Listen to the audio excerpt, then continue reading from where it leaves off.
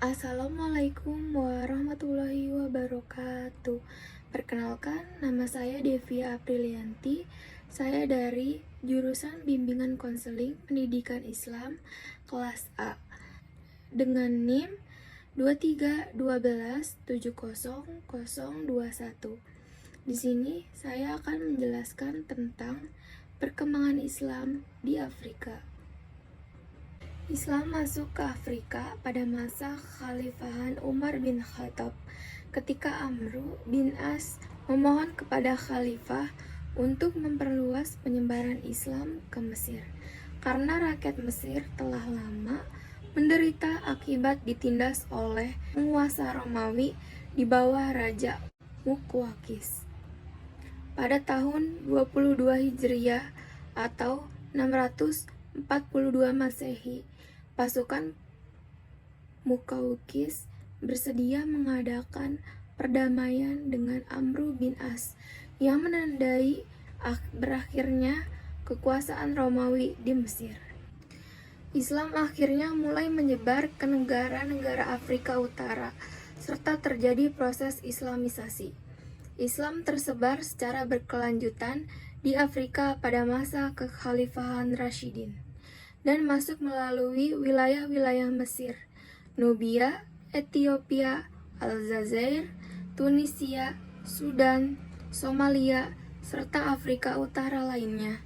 Beberapa faktor yang menghambat perkembangan Islam di Afrika Utara adalah: yang pertama, keberadaan kerajaan non-muslim yang menguasai daerah setempat.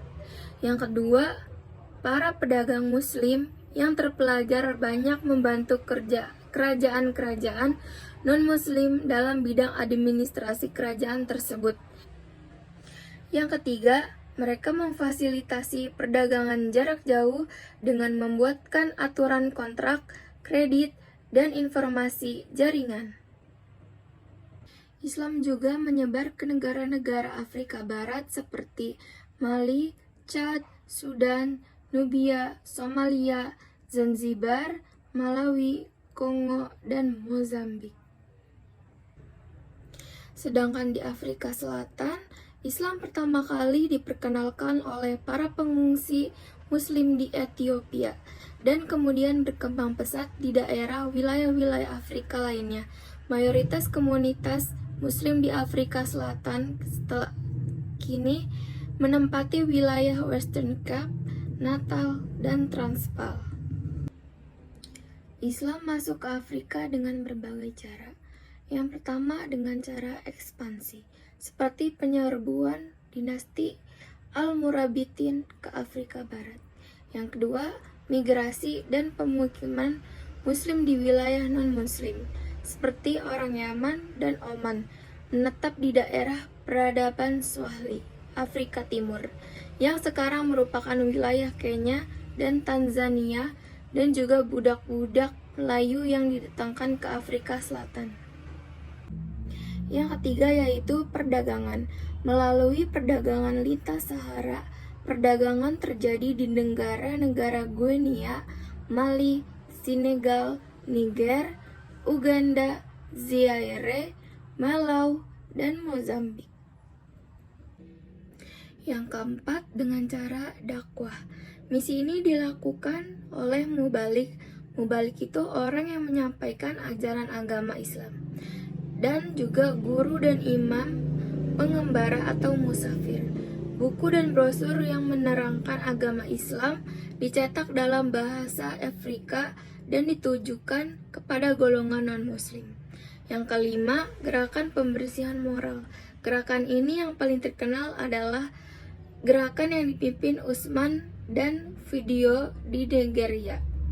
Gerakan pembersihan moral itu dapat membantu meningkatkan kualitas hidup masyarakat dan memperbaiki moralitas individu.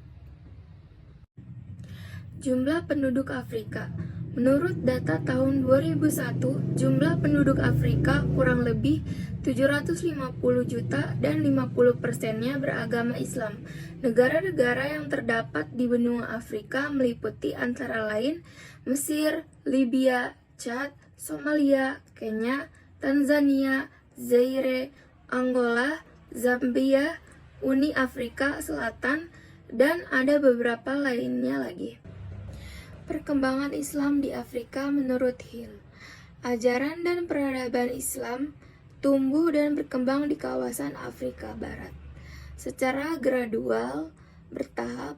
Margary Hill, sejarawan dari Stanford University, dalam tulisannya The Spread Islam in West Africa, menyebutkan ada 3 tahap sejarah yang telah dilalui Islam di wilayah Sub-Sahara.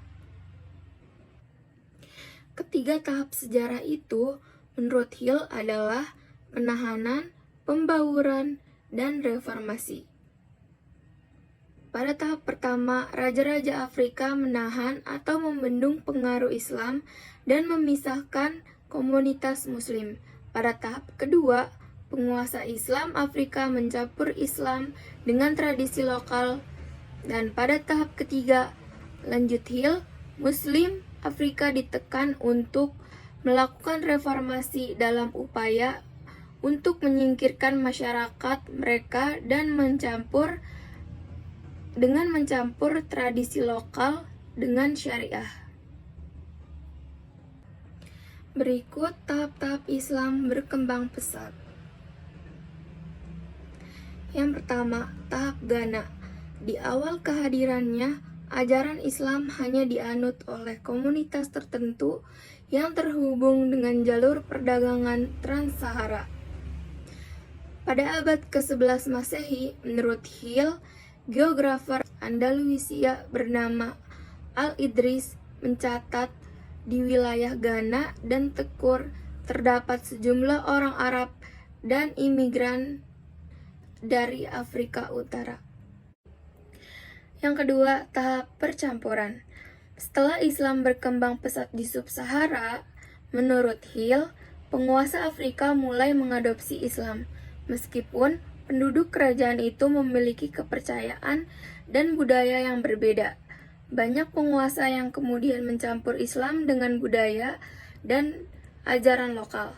Inilah fase yang disebut para ahli sebagai periode percampuran. Yang ketiga, tahap reformasi. Pada abad ke-19 Masehi, terjadi gerakan jihad di Afrika Barat. Inilah fase ketiga perkembangan Islam di Sub-Sahara. Para pemikir ulama dan Muslim terpelajar dimulai menyadari pentingnya melakukan reformasi. Umat Muslim mulai mengubah praktik keagamaan mereka yang sempat dicampur baurkan penguasa Afrika dengan budaya dan kepercayaan lokal dengan mengadopsi nilai-nilai Islam yang sesuai syariah. Gerakan reformasi ini melahirkan kekhalifahan Sokoto di tanah Hausa di negara Umarian di Senegambia. Jadi kesimpulan yang dapat kita ambil, Islam telah menjadi agama yang penting di Afrika sejak abad ke-7 dan ke-8 Masehi, ketika Islam mulai menyebar ke negara-negara Afrika Utara, serta terjadi proses Islamisasi. Pada masa awal kedatangannya di Cape Town, Islam adalah agama yang diawasi secara ketat oleh penguasa. Pemerintahan Hindia Belanda secara tegas melarang aktivitasnya.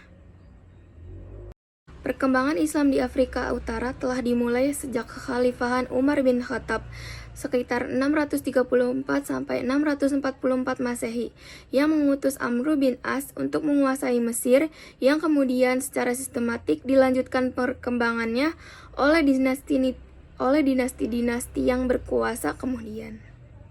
Penyebaran Islam oleh beberapa penguasa Muslim telah membuat bahasa Arab menjadi bahasa resmi yang dipakai oleh masyarakat Muslim di berbagai wilayah, khususnya Afrika Utara.